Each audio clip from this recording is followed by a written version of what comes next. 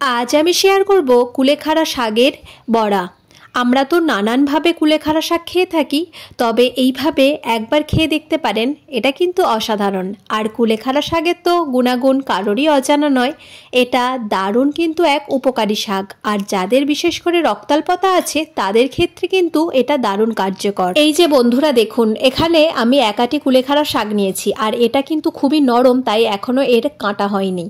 যেগুলো একটু পাকলো শাক তার গায়ে কাঁটা থাকে, সেক্ষেত্রে শাকের কাঁটাটা বেছে নিতে হয়।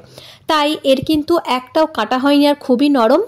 আর তাই আমি একটু ডাঁটা সমেত শাকটাকে ভালো করে ছোট ছোট করে কেটে পরিষ্কার করে ধুয়ে নিয়েছি। এরপর এতে অ্যাড করে দিচ্ছি পেঁয়াজের কুচি। এখানে দুটো পেঁয়াজ নিয়েছি, আর দিলাম রসুন।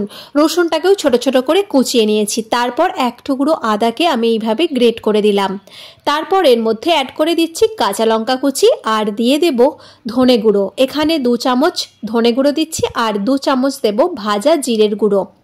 এরপর এর সঙ্গে অ্যাড করে দেব সামান্য একটু হলুদ গুঁড়ো। তারপর সমস্ত উপকরণগুলোকে হাত দিয়ে প্রথমে শাকের সঙ্গে মাখিয়ে নেব।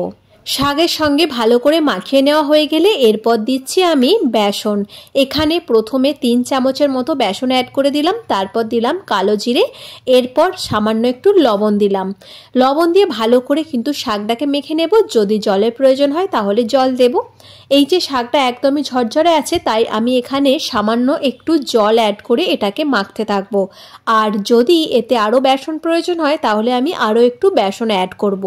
জল দিয়ে মেখে নেওয়ার পর এতে মনে হলো আরও একটু বেসন দিতে হবে, তাই আমি এখানে আরও 2 চামচের মতো বেসন অ্যাড করে দিলাম। আর এরপর বেসনটাকে আরও একটু ভালো করে হাত দিয়ে মেখে নিচ্ছি। সকল বন্ধুর কাছে রিকোয়েস্ট রইল, ভিডিওটি যদি ইউটিউব থেকে দেখে থাকো তো প্লিজ চ্যানেলটি সাবস্ক্রাইব করে নিও, আর যদি ফেসবুক পেজ থেকে দেখে থাকো তো পেজটি ফলো করে পাশে থেকো। এই যে এইভাবে আমি এটাকে মেখে একদম তৈরি করে নিয়েছি। এরপর কড়াইয়ে দিয়ে দিয়েছি সাদা তেল। তেলটা গরম হয়ে গেলে তাতে এগুলি একটু চ্যাপটা করে ছেড়ে দিলাম, আর মিডিয়াম আঁচে এটাকে একটু ধরে ধরে আমি ভাজতে থাকবো। এক সাইডটা হয়ে গেলে প্রত্যেকটার অপর সাইডটাও কিন্তু ভেজে নিতে হবে। আর অবশ্যই আঁচটাকে একটু মিডিয়ামে রেখে ভাজতে হবে, না হলে বাইরেটা কিন্তু খুব সহজেই পুড়ে যাবে। এইভাবে উল্টে পাল্টে আমি প্রত্যেকটা বড়াই কিন্তু ভেজে নেব। আর আমি একটু অল্প তেলে ভাজছি। এছাড়াও কিন্তু কড়াইতে তেল ব্রাশ করে দিয়ে আরও অল্প তেলেও এগুলোকে ভেজে নেওয়া যায়। এটা কিন্তু গরম ভাতের সঙ্গে তো অসাধারণ লাগেই, তার সঙ্গে শুধু মুখে খেতেও বেশ ভালো লাগে। তো বন্ধুরা দেখতেই পেলেন কত সহজে তৈরি হয়ে গেল কুলেখাড়া শাকের একটা দুর্দান্ত মুখরোচক রেসিপি। আমরা তো অনেকভাবেই এই শাক খাই, সেদ্ধ করে বা তরকারি করে। একবার হলেও এইভাবে বড়া বানিয়ে দেখতে পারেন, অসাধারণ লাগবে। ভিডিওটি কেমন লাগলো তা কিন্তু অবশ্যই জানাবেন। আর ভালো লেগে থাকলে একটা লাইক, কমেন্ট এবং শেয়ার করে পাশে থাকার অনুরোধ রইল।